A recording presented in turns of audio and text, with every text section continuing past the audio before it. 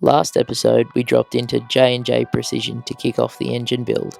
Jack walked us through the process and we started decking the block, getting it prepped for a serious bottom end. That episode was all about laying the groundwork. This one's where we start moving. Here's a bit more of that process, decking the block to make sure everything seals up perfectly. You can't take shortcuts when you're pushing the limits of a platform like the 6G75.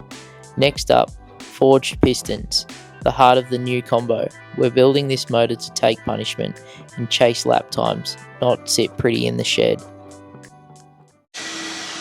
Hey guys, I'm here with Liam from Revolution Automotive. We're just about to head off to Brisbane, so the next big leg of the journey.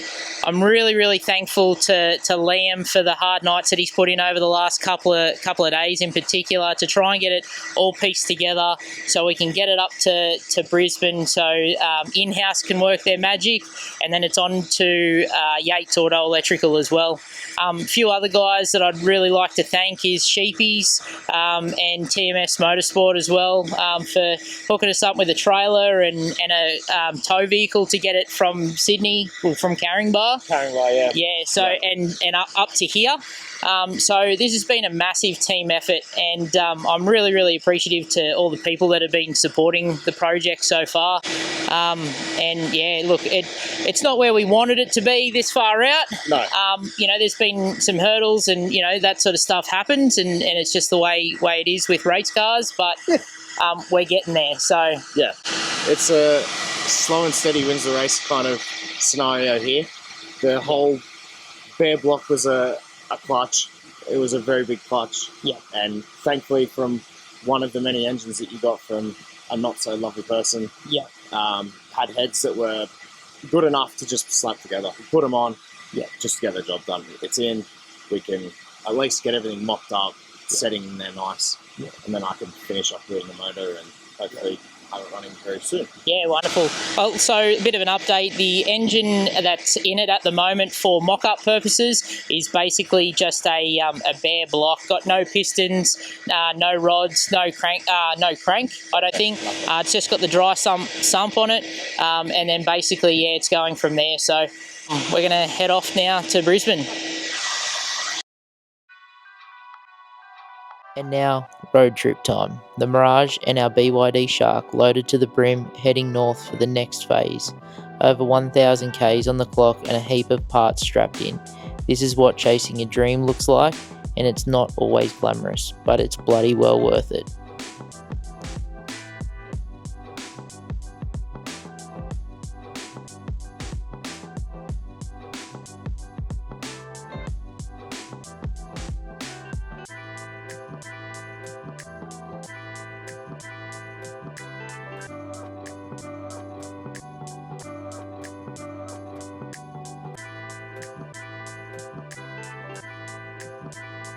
Almost there. After 11 hours behind the wheel, we're rolling into In-House Fabrication, where the next big stage begins.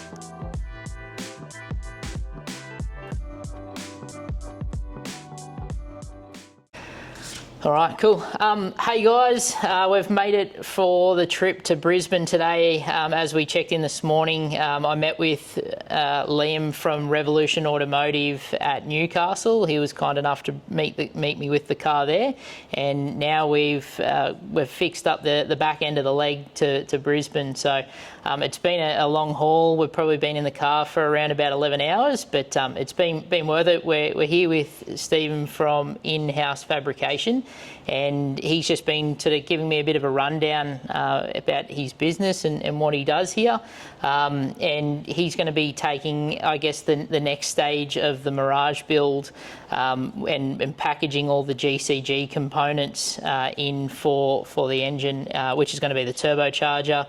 But there's a fair bit of fab work going into it. Yeah. So intercooler, catch can. Yep. All of it. Yeah, exactly. So to make it all work, obviously it needs a fair bit of fabrication work to get it to where we need it, because there's nothing off the shelf for the 6G75 platform, especially in I guess a car like what we're putting it in. So yeah, completely different. Yeah, exactly. I guess a little bit about what you do, mate. You've got a pretty impressive fabrication business here. Yeah, so our main, obviously, work structure is snorkels, airboxes for four-wheel drives. But just trying to branch out with everything, like washer bottles, exhaust, intercoolers, all the rest of it. Yeah, cool. But just trying to get more into the time attack and motorsport stuff, that'd be ideal. Yeah, yep. And it's like, I guess it's one-off stuff. Like it's not something that you'll do a big run on. So you got to set yourself up for it a bit. Exactly. Yes. Yep. Yeah. So, I mean, I guess, if you're making a bunch of different airboxes for four-wheel drives, you can sort of get them done, packaged together, Yep. You might do 10 at once. Yep. Stuff like this is, it's all, I guess, play it by ear and just, bite off as much as you can chew as you go. Yes, and I can make manifolds for them, but Yep. And you can stockpile them, but will only suit that car. Yeah, exactly. Yeah, 100%. So, look, I'm like I said, I'm really appreciative of all the support that I've had for the whole build, and it's really starting to take shape now. It's getting to that pointy end, and I think we're about 9 weeks out from testing. So from here, it'll spend a few weeks here getting what it needs done, and then it'll go over to Yates Auto Electrical to have all of the electrical system buttoned up for the Haltech, etc. So we'll run through some of the stuff on the car. We'll roll it off the trailer, yep. And I'll give Stephen a bit of a rundown of what we're sort of aiming to achieve. Yeah. So cool.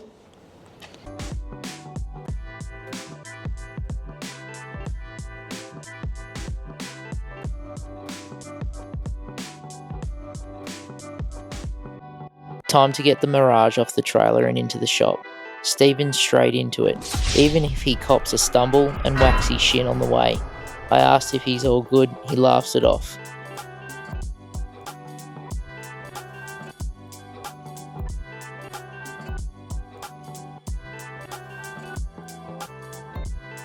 Pushing this into the workshop, panting like I've just run a marathon, doesn't help when you're flat out on no sleep, but you do what you've got to do. Righto, as you can tell by my panting, I'm a little bit unfit at the moment. This is way too much cardio. So that means I've got about 13 or 14 weeks to improve that fitness before World Time Attack.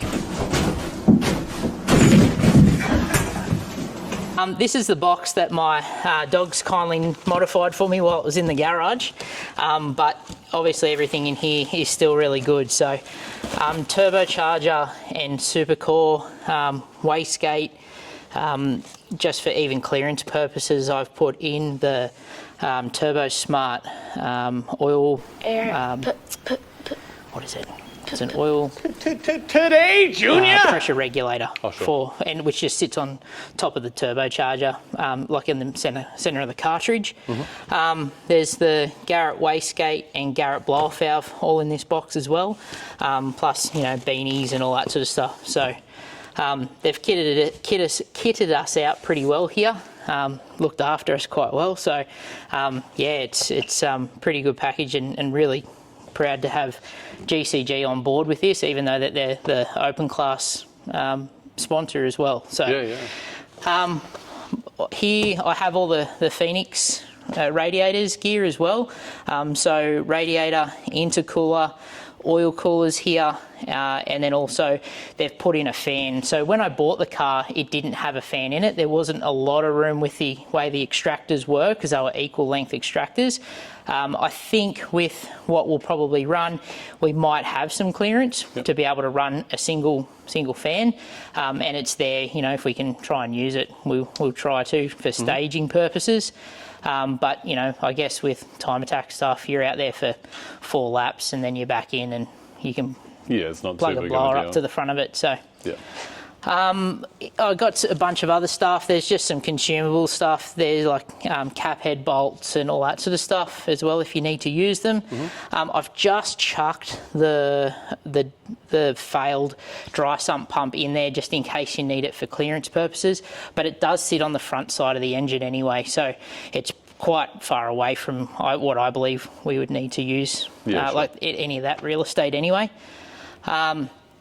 And then I've just got a bunch of the Haltech stuff. So in those Haltech boxes, there is the EGT bungs for, because we're going to run individual EGTs. And then also the O2 sensor bung as well. So just in the dump pipe. Yep. Yeah. I don't know if there's anything else there to run over. If you've got any questions. No. But yeah, look, it's a bit of a smorgasbord of parts for someone like me who loves cars. Yeah, you know, this sort of stuff's like Christmas for me. It's You and me both. yeah. I like unwrapping other people's stuff. Yeah. No, it's good. So with the car, I've kindly had a guy come and make some tubes up. Yep. I think we spoke a few weeks back that if we could get them bent up, you'd be able to whack them in place for us. Yeah, absolutely. So they're all there with the intrusion bars as well.